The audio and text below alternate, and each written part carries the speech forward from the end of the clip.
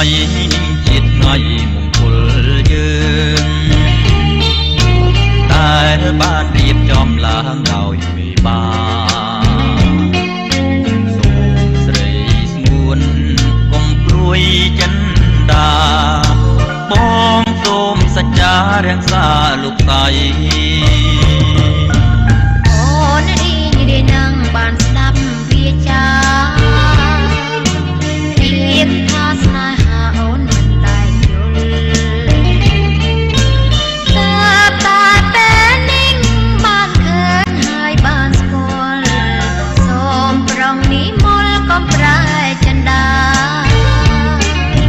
សូមទេវតារក្សាសត្វលោកនេះធ្វើជាសាស្រីក្តីស្នេហ៍យើងបងជាព្រះថោងតោងស្បៃស្រីហើយសួនពិសីជានាងអូនជាហង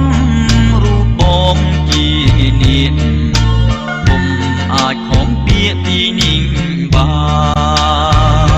នអូនជាមច្ឆាបងជាគង្គីអូនជាតាំងងារបងជាសារួមអូនបានរួក៏ព្រោះតែដង្ហើមបងជាសន្សានសម្រាប់អូនបងសូមស្បត់ហើយសច្ចាមានមេត្តាបិតាជាសាក្សីបើបងស្មងចំពោះរូបស្រីសូមឲ្យមេឃដីផ្ដន់ជាបងចោ